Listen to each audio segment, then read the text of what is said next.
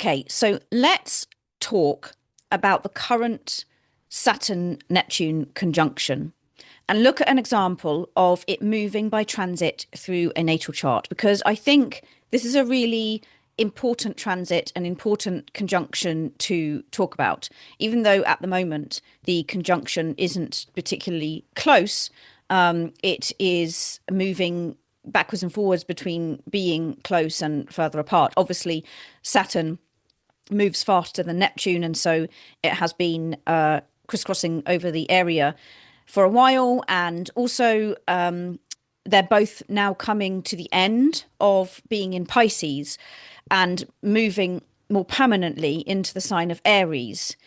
So, Saturn Neptune conjunction. At first glance, it seems as though that this is a huge contradiction, that this is hugely confusing because Saturn and Neptune are so very different from each other. In basic terms, Saturn is all about structure, control, and order, putting things into boxes. And Neptune is the complete opposite. It's about busting open those boundaries that Saturn likes so much and becoming one with the universe and having no boundaries and no sense of control, really, in a way, surrendering to the chaos of the universe. And it can feel chaotic sometimes. And Neptune is about expanding our consciousness so much that we embrace the whole of life, the whole universe in itself, in our consciousness. And in that sense, we have to embrace the chaos. We have to surrender. We have to allow. We have to flow. And Saturn does not like this because Saturn wants some sensible, practical order and control and systems and procedures in place so that it can make sense of the universe and break it down into manageable chunks. So the two don't really seem to go together very well. So it can seem like a confusing transit. But if you try to think of how Saturn and Neptune could work together harmoniously, because it's a conjunction, so they're not squaring each other and in conflict, they're not opposing each other, so in complete conflict with each other. They're actually not even in relationship to each other in terms of like a trine or a sextile, where they are considering themselves separate, but talking to each other, from their different perspectives. But perhaps if it's trine and a sextile in a more harmonious kind of agreeing way, with a conjunction, two have become one, to quote a Spice Girls song. So two reasonably separate parts of the conscious collective psyche, of your psyche in your personality, have now joined, or will be joining again. So they don't have a sense of being separate anymore. And that can be very positive. And I'm going to put a positive spin on this because there is so much negativity around this conjunction at the moment. And so two coming together, the Saturn and Neptune, they no longer see each other as separate from one another. So in the most positive sense of that, we are now blending those two energies into one single expression.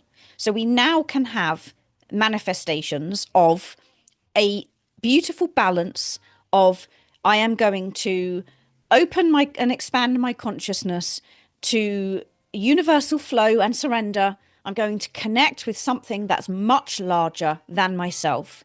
I'm going to allow myself to surrender to the mysteries of the universe, as well as simultaneously having a sensible understanding that there is a necessity for a certain level of boundaries, structure, control, and order.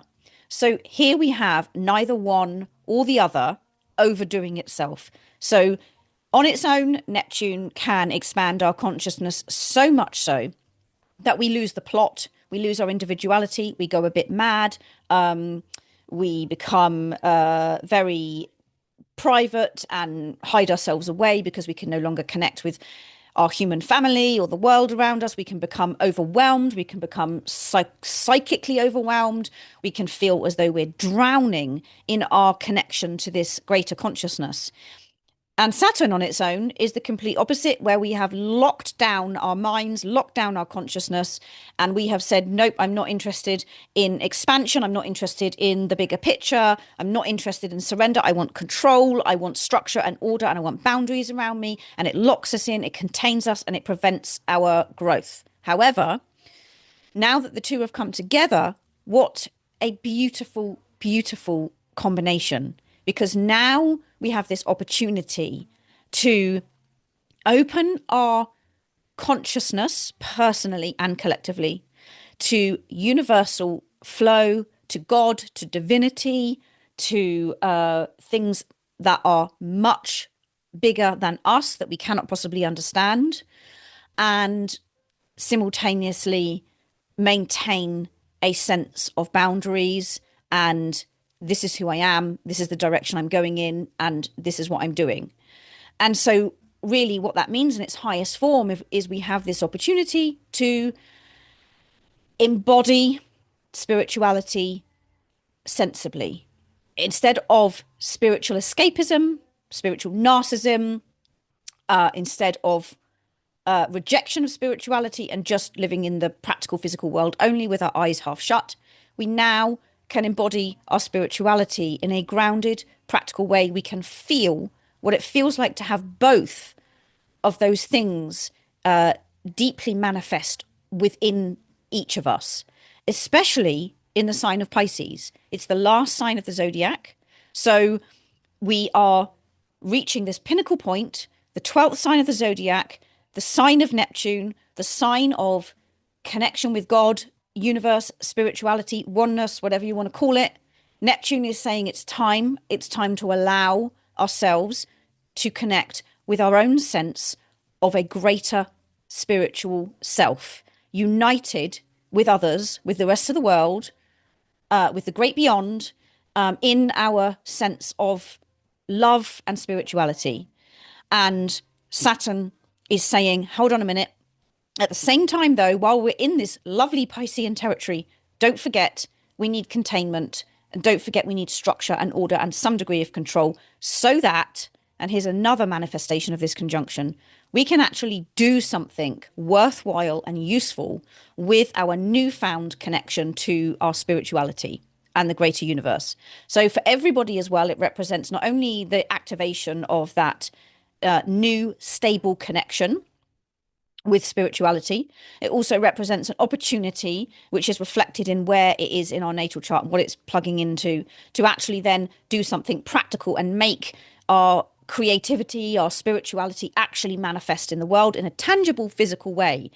And it provides each individual with an opportunity to get real about their spirituality and their creativity and their connection to a larger sense of consciousness, and then apply that newfound hard-earned wisdom into something that will be worthwhile and useful to others. Then when that conjunction moves into the sign of Aries, which it does very soon, early this year, Aries is a fire sign, and it's all about taking action and pioneering and moving forward and making things happen, basically, and being at the front of the line. And so that then says, right, we've now understood in Pisces the need for this greater spiritual connection to something more. There's a lot of wars going on around the world. There's always war going on around the world. Collectively and individually, we need to find once and for all our connection to something greater than ourselves, to our spirituality, so that we can develop the compassion and spiritual understanding that we need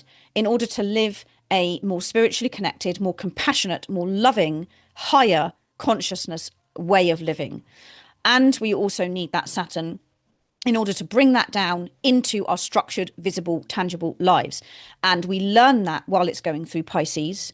And when that moves into Aries, that then becomes the chance for all of us to then put it into action. We learn it in Pisces in an inward, self-reflective way. It happens perhaps quietly, slowly unfolds within our own individual consciousness. And then when they move into Aries, we can now apply what we have learned and understood and how we've upgraded our consciousness, if you like, and we can put that into action in our own unique way, in a way that is new, pioneering, helpful to others, and beneficial to life.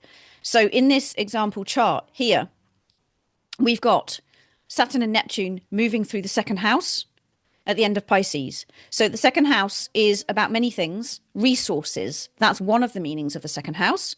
So yes, in a way, it's about this person's ability to reconnect with resources. So yes, there will be a reconnection to the obvious things like money, property and belongings, those kind of physical resources. So there is a need to connect with them, have a more spiritual connection with those resources and a more grounded, practical connection to those resources, to appreciate them for their spiritual value, but also appreciate how to be constructive and practical and sensible with those resources, to neither reject them nor become addicted to them. But one of the deeper, higher meanings of the second house is our value system and our sense of self-worth. And our resources don't just have to be money and food. They can be things like the talents that we own, the creative talents in ourselves, the skills that we basically have that are a resource to us and are a resource to others, because then we can do something with them.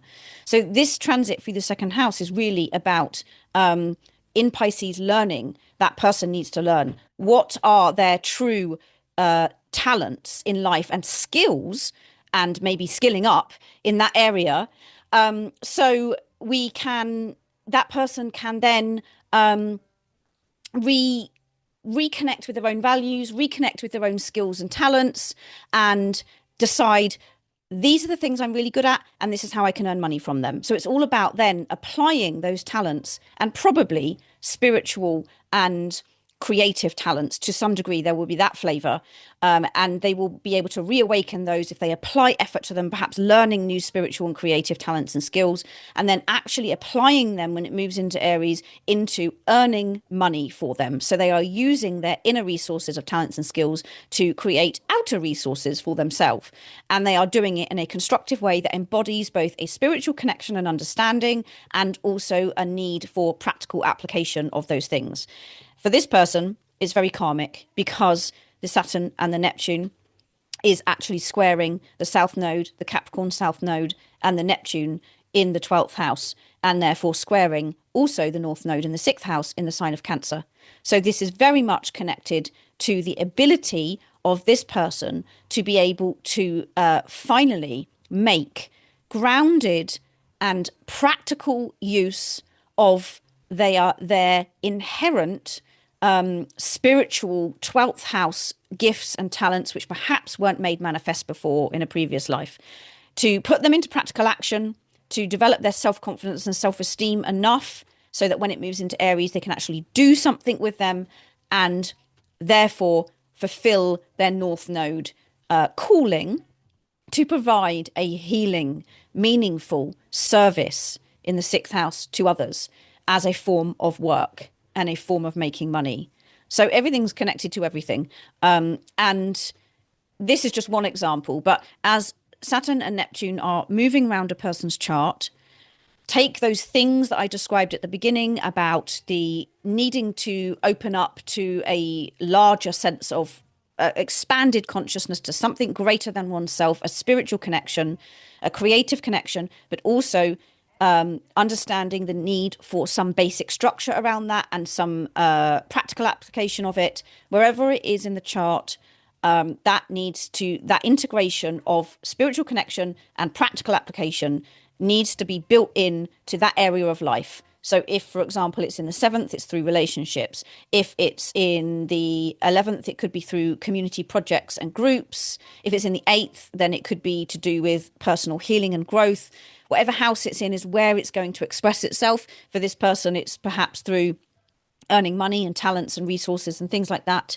And if it's making contact with any planets in the natal chart, that gives additional information about where this beautiful integration of spirituality and practical application, embodiment, let's call it spiritual embodiment, not disassociated spirituality, but embodied spirituality.